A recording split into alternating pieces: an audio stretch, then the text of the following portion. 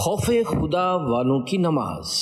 الحمدللہ رب العالمین والصلاة والسلام علی خاتم النبیین، اما بعد فاعوذ باللہ من الشیطان الرجیم، بسم اللہ الرحمن الرحیم۔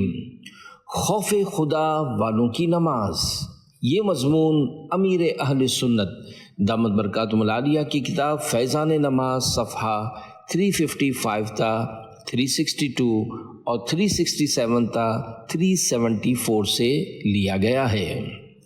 درود شریف کی فضیلت۔ فرمان آخری نبی صلی اللہ علیہ وآلہ وسلم، بروز قیامت لوگوں میں سے میرے قریب تر وہ ہوگا جس نے دنیا میں مجھ پر زیادہ درود پاک پڑھے ہوں گے۔ صلو علی الحبیب صلی اللہ علی محمد۔ شیطان کے 3 ہتھیار۔ واقعہ تابع بزرگ حضرت وہب بن منبہ رحمۃ اللہ علیہ فرماتے ہیں، بنی اسرائیل کے ایک بزرگ رحمۃ اللہ علیہ کو شیطان نے بہکانے کی کافی کوشش کی لیکن کامیاب نہ ہوا۔ ایک دن وہ بزرگ کسی ضرورت کی خاطر نکلے تو شیطان بھی ساتھ ہو لیا۔ اس نے خواہشات اور غصے کے ذریعے ورغلانا چاہا لیکن کچھ نہ ہوا۔ پھر خوف زدہ کرنے کے لیے اس نے پہاڑ سے ایک چٹان لڑکا دی۔ بزرگ نے اللہ کا ذکر شروع کر دیا تو وہ چٹان دور چلی گئی۔ پھر ڈرانے کے لیے اس نے شیر اور دیگر درندوں کی سی شکل بنائی۔ انہوں نے پھر ذکر الہی سے کام لیا اور اس کی پرواہ نہ کی۔ جب بزرگ نے نماز شروع کی تو شیطان سانپ کی شکل میں ان کے قدموں سے ہوتا ہوا جسم سے لپٹ گیا حتیٰ کہ سر تک پہنچ گیا۔ جب انہوں نے سجدہ کرنا چاہا تو وہ ان کے چہرے سے لپٹ گیا۔ جب بزرگ نے سجدے کے لیے سر مبارک رکھا تو سانپ نے منہ کھولا تاکہ ان کے سر کو نگل لے۔ بزرگ نے اسے ہٹا کر زمین پر سجدہ فرمایا۔ جب نماز مکمل کر لی تو آگے چل پڑے۔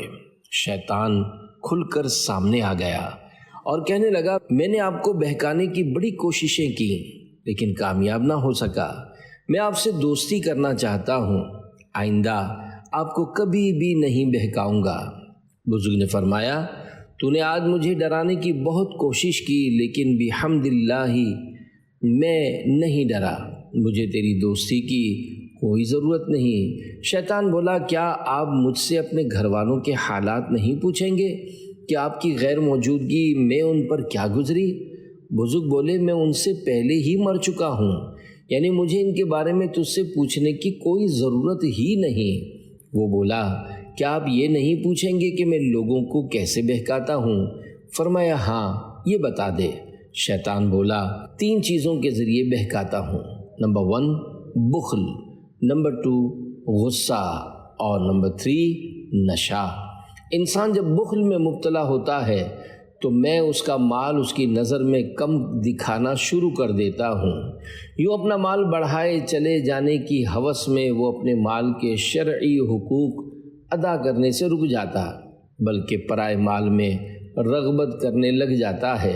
اور جب انسان غصے میں آتا ہے تو میں اس سے یوں کھیلتا ہوں جیسے بچے گیند یعنی بال سے، اگرچہ وہ اتنا نیک ہو کہ اپنی دعا سے مردے زندہ کر دے، تب بھی میں اس غصیلے آدمی سے مایوس نہیں ہوتا، کیونکہ کبھی نہ کبھی وہ غصے میں بے قابو ہو کر کوئی ایسا جملہ بک دے گا جس سے اس کی آخرت تباہ ہو جائے گی۔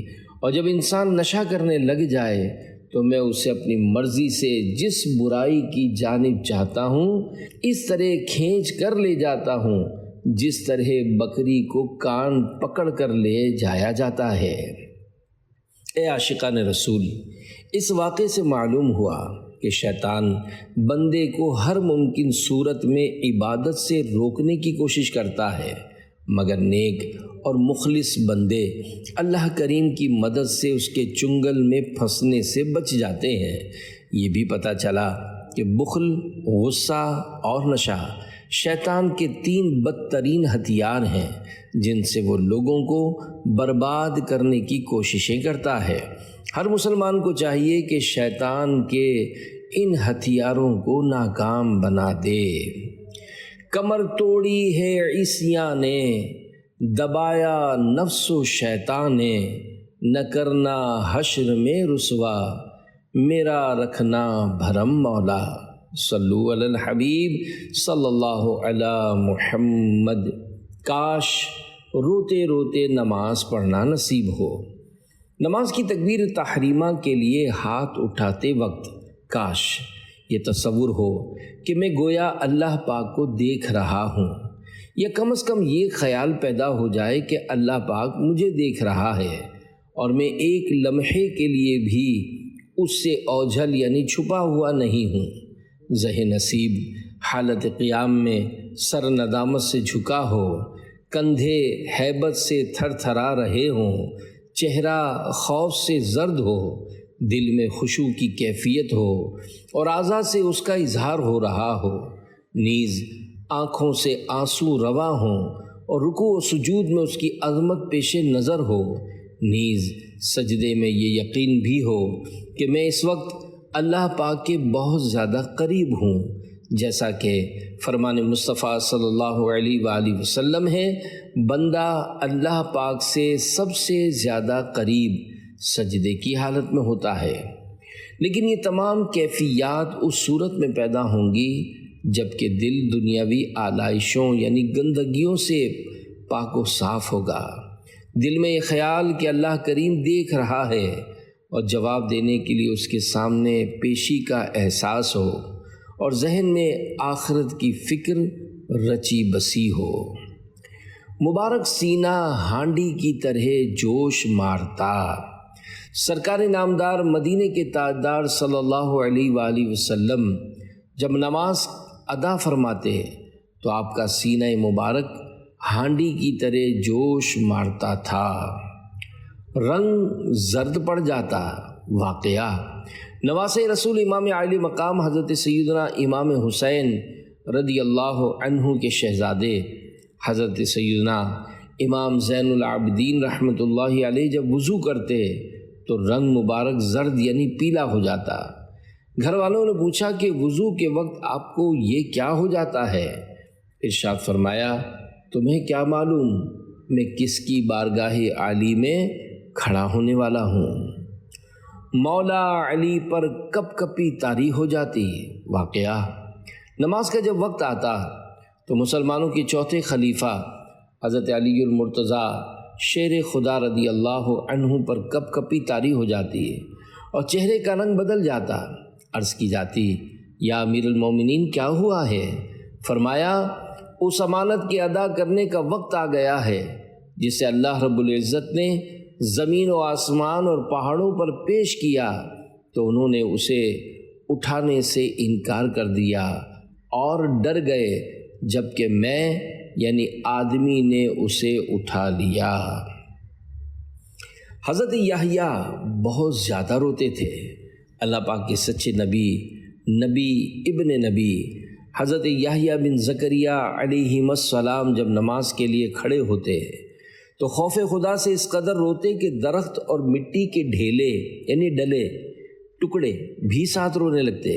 حضرت یحییٰ علیہ السلام اسی طرح مسلسل آنسو بہاتے رہتے تھے، یہاں تک کہ آنسوؤں کے سبب آپ کے رخسار مبارک یعنی گالوں پر زخم ہو گئے۔ آپ کی امی جان رحمۃ اللہ علیہا زخموں پر اونی پٹیاں چپٹا دیا کرتی تھیں۔ اس کے باوجود جب آپ دوبارہ نماز کے لیے کھڑے ہوتے تو پھر رونا شروع کر دیتے، جس کے نتیجے میں وہ اونی پٹیاں بھیگ جاتی۔ جب امی جان انہیں خشک کرنے کے لیے نچوڑتی اور آپ اپنے آنسوؤں کا پانی امی جان کے بازوؤں پر گرتا دیکھتے تو بارگاہ الہی میں عرض کرتے، اے اللہ کریم، یہ میرے آنسو ہیں، یہ میری امی جان ہیں اور میں تیرا بندہ ہوں، جبکہ تو سب سے زیادہ رحم فرمانے والا ہے۔ فاروق اعظم کے رونے کی آواز۔ واقعہ حضرت عبداللہ بن عمر رضی اللہ عنہما فرماتے ہیں کہ میں نے امیر المومنین حضرت عمر فاروق اعظم رضی اللہ عنہ کے پیچھے نماز پڑھی۔ میں نے 3 صفوں کے پیچھے سے آپ کے رونے کی آواز سنی۔ جہنم کا نقشہ کھنچ جاتا۔ واقعہ حضرت بشر بن حسین رحمۃ اللہ علیہ فرماتے ہیں، میں نے حضرت سعید بن عبدالعزیز رحمۃ اللہ علیہ کو جب بھی فرض نماز میں کھڑا دیکھا تو آپ کے آنسو داڑھی مبارک پر بہتے ہوئے دیکھے۔ حضرت اسحاق بن ابراہیم رحمۃ اللہ علیہ فرماتے ہیں میں حضرت سعید بن عبدالعزیز رحمۃ اللہ علیہ کو قبلہ رخ نماز پڑھتے دیکھا کرتا اور چٹائی پر آپ کے آنسوؤں کے گرنے کی آواز سنا کرتا۔ حضرت ابو عبد الرحمن اسدی رحمۃ اللہ علیہ فرماتے ہیں کہ میں نے حضرت سعید بن عبدالعزیز رحمۃ اللہ علیہ سے عرض کیا، اے ابو محمد آپ نماز میں روتے کیوں ہیں؟ پوچھا، اے بھتیجے یہ بات کیوں پوچھ رہے ہو؟ میں نے عرض کی، شاید اس سے اللہ پاک مجھے فائدہ پہنچائے۔ ارشاد فرمایا، میں جب بھی نماز کے لیے کھڑا ہونے لگتا ہوں تو جہنم کا نقشہ میرے سامنے کھنچ جاتا ہے۔ ہر وقت رونے والے بزرگ حضرت سفیان رحمۃ اللہ علیہ فرماتے ہیں کہ حضرت سعید بن سائب طائفی رحمۃ اللہ علیہ کے آنسو قریب قریب تھمتے ہی نہ تھے، ہر وقت روتے ہوئے نظر آتے تھے۔ نماز ادا کرتے تو روتے روتے، طواف کرتے تو روتے روتے، بیٹھے ہوئے دیکھ کر قرآن کریم پڑھتے تو روتے روتے، میری آپ سے جب راستے میں ملاقات ہوتی تب بھی رو رہے ہوتے۔ ایک شخص نے آپ کو ہر وقت روتے رہنے پر ملامت کی، یعنی برا بھلا کہا تو رو دیے اور بطور عاجزی فرمانے لگے، تمہیں میرے رونے پر نہیں بلکہ میری خطاؤں اور زیادتیوں پر ملامت کرنی چاہیے کہ یہ دونوں یعنی خطائیں اور زیادتیاں مجھ پر غالب آ چکی ہیں۔ اس شخص نے جب یہ سنا تو آپ کو چھوڑ کر چلا گیا۔ نماز میں رونے کا شرعی مسئلہ۔ نماز کے دوران درد یا مصیبت کی وجہ سے یہ الفاظ آہ، اوہ، اف، تف نکل گئے یا آواز سے رونے میں حروف پیدا ہو گئے، نماز فاسد ہو گئی۔ اگر رونے میں صرف آنسو نکلے، آواز و حروف نہیں نکلے تو حرج نہیں۔ اگر نماز میں امام کے پڑھنے کی آواز پر رونے لگا اور ارے، نعم، ہاں زبان سے جاری ہو گیا تو کوئی حرج نہیں کہ یہ خشوع کے باعث ہے، اور اگر امام کی خوش الہانی کے سبب یہ الفاظ کہے تو نماز ٹوٹ گئی۔ تو ڈر اپنا عنایت کر، رہیں اس ڈر سے آنکھیں تر، مٹا خوف جہاں دل سے، مٹا دنیا کا غم مولا۔ صلو علی الحبیب صلی اللہ علی محمد۔ نماز میں جو کچھ پڑھتے ہیں اس کے معنی یاد ہوں۔ خشوع حاصل ہونے کے لیے نماز میں پڑھی جانے والی سورتوں اور اذکار نماز مثلاً ثنا، سورہ فاتحہ، رکوع اور سجدے کی تسبیحات و درود شریف وغیرہ کے معنی معلوم ہوں، تاکہ پتہ چلے کہ اپنے پروردگار سے کیا عرض کر رہے ہیں۔ آیات و دعاؤں کے معنی اگر ذہن میں موجود ہوں گے تو خیالات قابو میں رہ سکیں گے اور انشاءاللہ پورے طور پر خشوع و خضوع سے نماز ادا کرنے کی سعادت نصیب ہوگی۔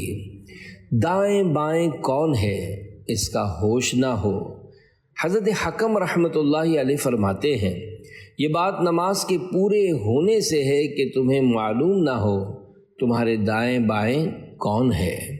صحابی ابن صحابی حضرت عبداللہ بن عباس رضی اللہ عنہما فرماتے ہیں نماز میں خشوع یہ ہے کہ نمازی اپنے دائیں بائیں شخص کو نہ پہچانے۔ تابعی بزرگ حضرت سعید بن جبیر رحمۃ اللہ علیہ فرماتے ہیں جب سے میں نے حضرت عبداللہ بن عباس رضی اللہ عنہما کا یہ فرمان سنا ہے 40 سال ہونے کو ہیں، میں نے نماز میں اپنے دائیں بائیں شخص کو نہیں پہچانا۔ نمازوں میں ایسا گما یا الہی، نہ پاؤں میں اپنا پتہ یا الہی۔ صلو علی الحبیب صلی اللہ علی محمد۔ جلد جلد پڑھنے سے نماز کی روح چلی جاتی ہے۔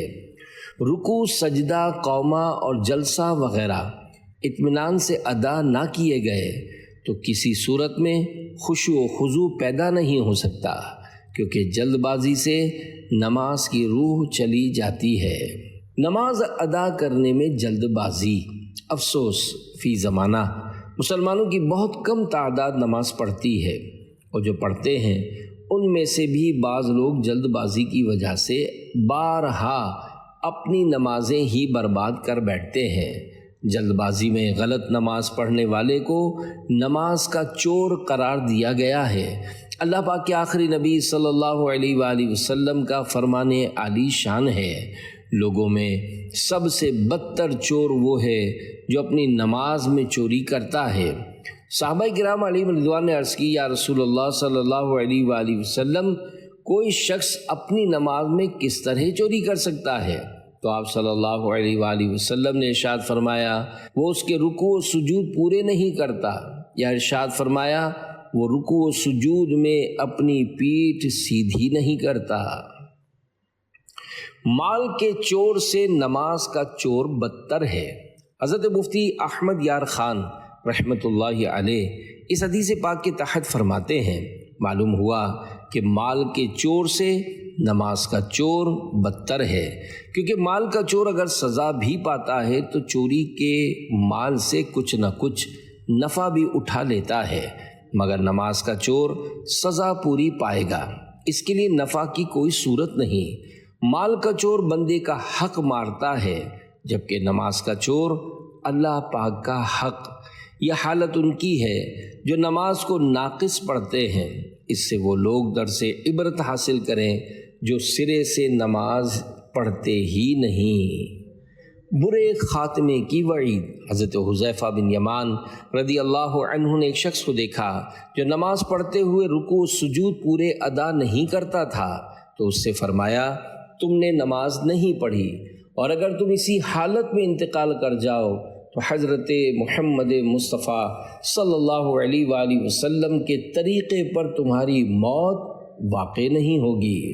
نسائی شریف کی روایت میں یہ بھی ہے کہ آپ رضی اللہ عنہ نے پوچھا، تم کب سے اس طرح نماز پڑھ رہے ہو؟ اس نے کہا 40 سال سے۔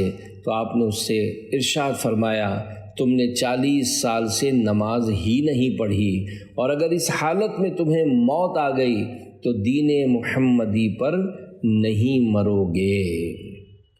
کوے کی طرح چونچ نہ مارو۔ حضرت عبد الرحمن بن شبل رضی اللہ عنہ فرماتے ہیں کہ نبی کریم صلی اللہ علیہ وآلہ وسلم نے کوے کی سی ٹھونگ یعنی چونچ مارنے اور درندے کی طرح ہاتھ بچھانے سے منع فرمایا ہے۔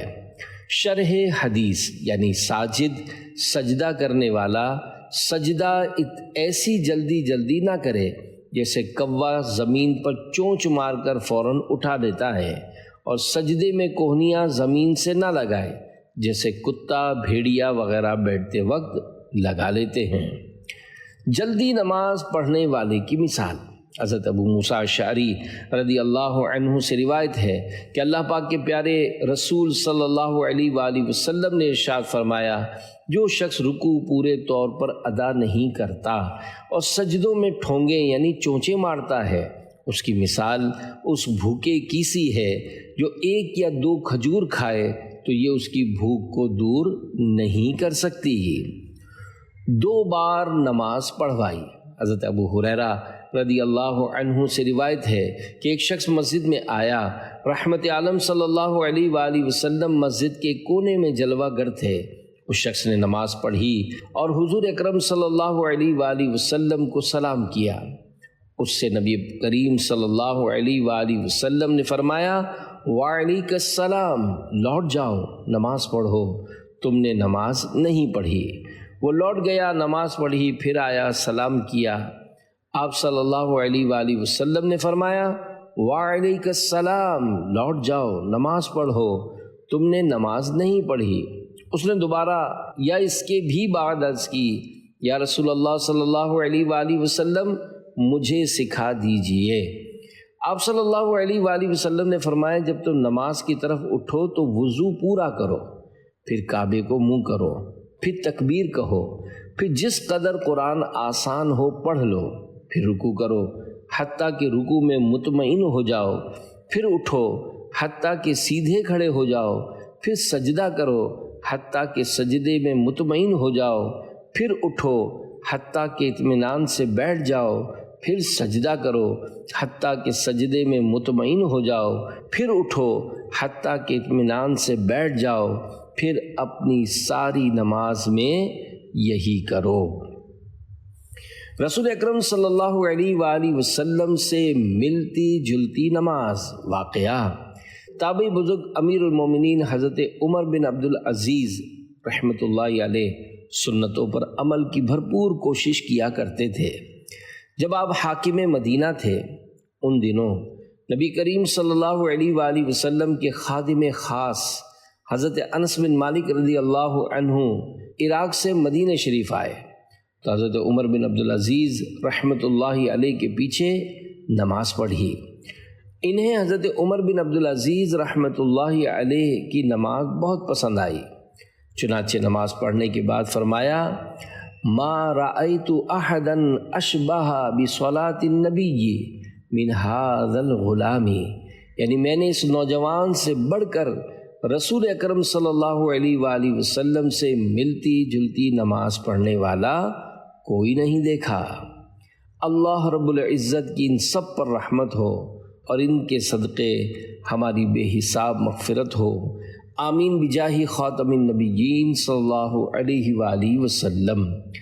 نماز اعلیٰ حضرت مولانا محمد حسین چشتی نظامی رحمۃ اللہ علیہ فرماتے ہیں اعلیٰ حضرت امام احمد رضا خان رحمۃ اللہ علیہ جس قدر احتیاط سے نماز پڑھتے تھے آج کل یہ بات نظر نہیں آتی۔ ہمیشہ میری 2 رکعت ان کی 1 رکعت میں ہوتی تھی اور دوسرے لوگ میری 4 رکعت میں کم سے کم 6 رکعت بلکہ 8 رکعت پڑھ لیا کرتے تھے۔ اللہ رب العزت کی ان سب پر رحمت ہو اور ان کے صدقے ہماری بے حساب مغفرت ہو، آمین بجاہ خاتم النبیین صلی اللہ علیہ وآلہ وسلم۔ صلو علی الحبیب صلی اللہ علی محمد۔ آقا کی قراءت مرحبا۔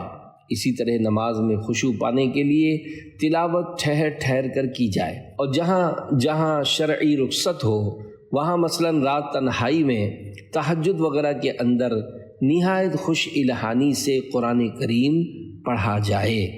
تابعی بزرگ حضرت یعلا بن مملک رحمۃ اللہ علیہ نے ام المومنین تمام مسلمانوں کی پیاری پیاری امی جان حضرت بی بی ام سلمہ رضی اللہ عنہا سے تاجدار رسالت صلی اللہ علیہ وآلہ وسلم کی قرات کے بارے میں پوچھا تو آپ رضی اللہ عنہا نے سرکار مدینہ صلی اللہ علیہ وآلہ وسلم کی ایسی قرات بیان کی جس کا ایک ایک حرف واضح تھا۔ قرآن کریم تھوڑا پڑھو مگر درست پڑھو۔ حضرت مفتی احمد یار خان رحمۃ اللہ علیہ میرات المناجی میں فرماتے ہیں، یعنی آپ صلی اللہ علیہ وآلہ وسلم کی قرات نہایت آہستگی سے اور صاف تھی، جس سے ہر کلمہ جدا گانا سمجھ میں آتا تھا اور ہر کلمے کے حروف حا، عین، زا، ذال، ظا، ضاد واضح طور پر سمجھ لیے جاتے تھے۔ ایک کلمہ دوسرے سے مخلوط یعنی گڑبڑ نہ ہوتا تھا۔ تلاوت قرآن کریم کا یہ ہی طریقہ چاہیے، زیادہ پڑھنے کی کوشش نہ کرو، اگرچہ تھوڑا پڑھو مگر درست پڑھنے کی کوشش کرو۔ اچھا قاری وہ جو اللہ سے ڈرنے والا ہو۔ حضرت طاؤوس رحمۃ اللہ علیہ بیان کرتے ہیں کہ نبی کریم صلی اللہ علیہ وآلہ وسلم کی خدمت میں عرض کیا گیا، کون شخص قرآن کریم میں خوش آواز اور اچھی قرات والا ہے؟ فرمایا وہ کہ جب تم اسے قرآن پڑھتے سنو تو محسوس کرو کہ وہ اللہ پاک سے ڈر رہا ہے۔ سننے والوں کے رونگٹے کھڑے ہو جاتے ہیں۔ حضرت مفتی احمد یار خان رحمۃ اللہ علیہ اس حدیث پاک کے تحت فرماتے ہیں، یہ حدیث ان تمام احادیث کی شرح ہے جس میں اچھی آواز، اچھی تلاوت کا حکم دیا گیا، یعنی درد دل والی ادا اور خوف خدا والی قرات اچھی ہے۔ نفس آواز یعنی پڑھنے والے کی اصل آواز باریک ہو یا موٹی، بعض بزرگوں کو دیکھا گیا کہ ان کی آواز موٹی تھی مگر ان کی تلاوت سے خود ان کے اور سننے والوں کے رونگٹے کھڑے ہو جاتے، دل کانپ جاتے تھے۔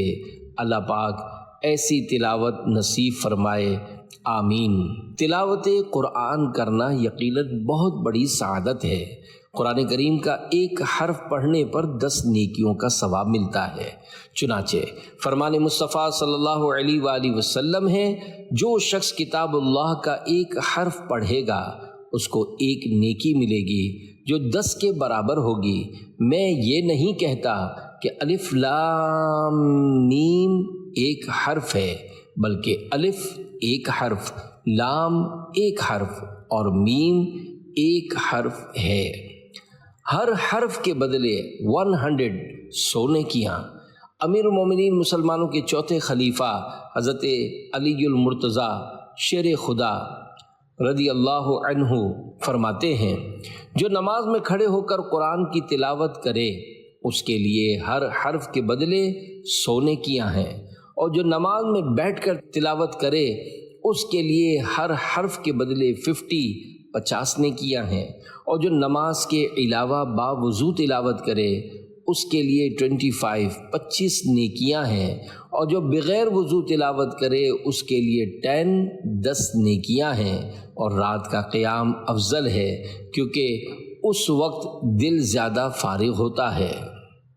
بعض اسلام بھائی نہایت تیز رفتاری سے قرآن کریم پڑھتے ہیں تاکہ زیادہ سے زیادہ تلاوت کی سعادت حاصل کر لیں، مگر دوران تلاوت قواعد تجوید کی رعایت نہیں کرتے اور غلط سلط پڑ جاتے ہیں۔ حالانکہ قرآن کریم کے حروف کی درست ادائیگی اور غلط پڑھنے سے بچنا فرض عین ہے۔ چنانچہ اعلیٰ حضرت امام احمد رضا خان رحمۃ اللہ علیہ فرماتے ہیں، بلا شبہ اتنی تجوید جس سے تصحیح حروف ہو، یعنی حروف درست ادا ہوں، اور غلط خوانی یعنی غلط پڑھنے سے بچے، فرض عین ہے۔ قرآن پاک ٹھہر ٹھہر کر پڑھنا چاہیے۔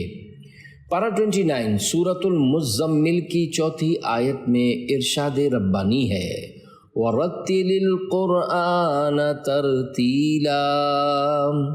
ترجمہ کنز ایمان، اور قرآن خوب ٹھہر ٹھہر کر پڑھو۔ میرے آقا اعلیٰ حضرت رحمۃ اللہ علیہ ترتیل کی وضاحت کرتے ہوئے نقل کرتے ہیں، قرآن مجید اس طرح آہستہ اور ٹھہر کر پڑھو کہ سننے والا اس کی آیات و الفاظ گن سکے۔ نیز فرض نماز میں اس طرح تلاوت کرے کہ جدا جدا ہر حرف سمجھ آئے۔ تراویح میں متوسط یعنی درمیانے طریقے پر، اور رات کے نوافل میں اتنی تیز پڑھ سکتا ہے جسے وہ سمجھ سکے۔ مدارک میں ہے، اطمینان کے ساتھ حروف جدا جدا، وقف یعنی ٹھہرنے وغیرہ کی علامات کی حفاظت، اور تمام حرکات یعنی زیر زبر وغیرہ کی ادائیگی کا خاص خیال رکھنا ہے۔ ترتیلا یعنی خوب ٹھہر ٹھہر کر۔ اس مسئلے میں تاکید پیدا کر رہا ہے کہ یہ بات تلاوت کرنے والے کے لیے نہایت ہی ضروری ہے۔ ترتیل کے احکام جاننے کے لیے فتاوی رضویہ جلد 6 صفحہ 275 تا 282 کا مطالعہ فرمائیے۔ عوام درمیانہ درجے کی جلدی والی تلاوت کریں۔ فتاوی رضویہ جلد 7 صفحہ 478 تا 479 پر آہستہ اور درمیانی رفتار سے پڑھنے کے حوالے سے بہت خوبصورت کلام کیا گیا ہے۔ یہاں اس کا خلاصہ آسان لفظوں میں عرض کرنے کی کوشش کی جاتی ہے۔ جو لوگ قرآن کریم پڑھنے میں غور و فکر کرنے کی صلاحیت نہیں رکھتے، ان کے لیے تلاوت کرنے میں درمیانہ درجے کی جلدی ہی افضل ہونی چاہیے کہ جس قدر جلدی پڑھیں گے اسی قدر تلاوت زیادہ ہوگی۔ اور قرآن کریم کے ہر حرف پر 10 نیکیاں ہیں۔ 100 کی جگہ 500 حروف پڑھیں گے تو 1000 کی جگہ 5000 نیکیاں ملیں گی، اور ہر ثواب سمجھنے ہی پر منحصر نہیں۔ واقعہ حضرت امام احمد بن حنبل رحمۃ اللہ علیہ نے اللہ پاک کی خواب میں زیارت کی تو عرض کی، اے میرے رب، کیا چیز تیرے بندوں کو تیرے عذاب سے چھڑانے والی ہے؟ فرمایا، میری کتاب یعنی قرآن کریم۔ عرض کی، اسے سمجھ کر پڑھنا ہے یا بغیر سمجھے؟ فرمایا، دونوں طرح، یعنی سمجھ کر پڑھنا اور بغیر سمجھے پڑھنا۔ تفصیل کے لیے دیکھیے فتاوی رضویہ جلد 7 صفحہ 478 تا 479۔ تلاوت کی توفیق دے دے الہی، گناہوں کی ہو دور دل سے سیاہی، صلو علی الحبیب صلی اللہ تعالی علی محمد۔ نماز کے ضروری مسائل جاننا ضروری ہے، نماز کے ضروری مسائل جاننا ضروری ہے، کیونکہ جو نماز کے فرائض، واجبات، سنتیں اور نماز کو فاسد کرنے یعنی توڑنے والی چیزوں وغیرہ کا علم رکھتا ہے وہ اچھی طرح نماز پڑھ سکتا ہے، جبکہ جو نماز کے ضروری مسائل سے ناواقف ہے وہ درست نماز کیوں کر ادا کر سکے گا؟ یاد رہے، جس پر نماز فرض ہے اس پر نماز کے ضروری مسائل جاننا بھی فرض ہے۔ دولہے کی نماز واقعہ۔ اے عاشقان رسول، انتہائی نازک دور آ گیا ہے۔ ہمارے یہاں ایسے مسلمانوں کی بھی ایک تعداد مل سکتی ہے جن کو نماز پڑھنا بالکل بھی نہیں آتا، جیسا کہ دعوت اسلامی کے ایک مدنی اسلامی بھائی کا بیان ہے کہ میں کراچی کی ایک مسجد میں امام ہوں۔ ایک رات عشاء کی نماز کے بعد مدرسۃ المدینہ برائے بالغان کے سلسلے میں ہم کچھ اسلامی بھائی مسجد میں موجود تھے کہ ایک دولہا اپنے چند دوستوں سمیت مسجد میں آیا اور مجھ سے کہنے لگا کہ مجھے نماز پڑھا دیجئے۔ میں نے جواباً کہا کہ نماز تو میں نے پڑھا دی ہے، آپ اپنی پڑھ لیجئے۔ اس نے پھر کہا کہ نہیں، مجھے آپ نماز پڑھا دیجئے۔ تو اب میں اس کی بات سمجھا کہ وہ کہہ رہا ہے مجھے سرے سے نماز پڑھنا ہی نہیں آتی، لہذا آپ مجھے اس کا طریقہ بتا دیجئے۔ میں نے ایک سلجھے ہوئے اسلامی بھائی کو کہا کہ آپ انہیں طریقہ بتا دیجئے۔ انہوں نے طریقہ بتایا، مگر اس 34 سالہ دولہے کو رکوع، سجود، التحیات وغیرہ کے متعلق کچھ بھی پتہ نہیں تھا کہ یہ کس کو کہتے ہیں اور کیسے کرتے ہیں، حتیٰ کہ اسے ایک ایک چیز بتانی پڑی کہ ہاتھ کانوں تک اٹھا کر ناف کے نیچے باندھیں، رکوع و سجدہ اس طرح کریں۔ یوں شروع سے آخر تک انہیں ایک ایک چیز بتائی گئی۔ اور ہاں، وہ دولہا نماز عشاء پڑھنے کے لیے نہیں بلکہ اس لیے آیا تھا کہ ان کی برادری میں شادی کے موقع پر دولہا کو 2 رکعت نفل ادا کرنے کی رسم ہوتی ہے۔ مسجد تو بنا دی شب بھر میں ایما کی حرارت والوں نے، من اپنا پرانا پاپی ہے برسوں میں نمازی بن نہ سکا۔ قبر کی پہلی رات نامی بیان نے زندگی بدل دی۔ اے عاشقان نماز، نمازوں میں جلد بازی کی عادت مٹانے، نمازوں کے ضروری احکام سے آگاہی پانے اور نماز میں خشوع و خضوع کا جذبہ بڑھانے کے لیے مدنی قافلوں میں سفر کا معمول بنائیے۔ آپ کی ترغیب کے لیے ایک مدنی بہار پیش کی جاتی ہے۔ چنانچہ دھیر کی ضلع گھوٹکی سندھ کے اسلامی بھائی، عمر تقریباً 24 سال، دنیا دار قسم کے نوجوان تھے جو دینی معلومات سے کوسوں دور تھے۔ نمازوں کی پابندی، نہ روزوں کا خیال، کچھ بھی تو نہ تھا۔ برے دوستوں کے ساتھ آوارہ گردی کرنا، فلمیں ڈرامے دیکھنا ان کا معمول تھا۔ بری صحبت کی وجہ سے شراب بھی پینے لگے تھے۔ ان جیسے بھٹکے ہوئے انسان کو نیکیوں کی شاہراہ پر گامزن کرنے کا صحرا دعوت اسلامی کے ایک مبلغ کے سر ہے، جنہوں نے ان پر انفرادی کوشش کرتے ہوئے ہفتہ وار سنت و بھرے اجتماع کی دعوت دی، اور الحمدللہ انہوں نے اس اجتماع میں شرکت کی۔ ان پر تھوڑا بہت اثر ضرور ہوا، مگر گناہوں میں قید ہونے کی وجہ سے وہ دعوت اسلامی کی زیادہ برکتیں سمیٹنے سے محروم رہے۔ پھر کچھ عرصے بعد انہی اسلامی بھائی نے ان کو عاشقان رسول کے ساتھ 3 دن کے مدنی قافلے میں سفر کی دعوت دی، جس پر لبیک کہتے ہوئے انہوں نے راہ خدا میں سفر اختیار کیا۔ دوران مدنی قافلہ ایک مبلغ نے 63 دن کا مدنی تربیتی کورس کرنے کا ذہن دیا اور انہیں یہ کورس کرنے کی بھی سعادت نصیب ہو گئی۔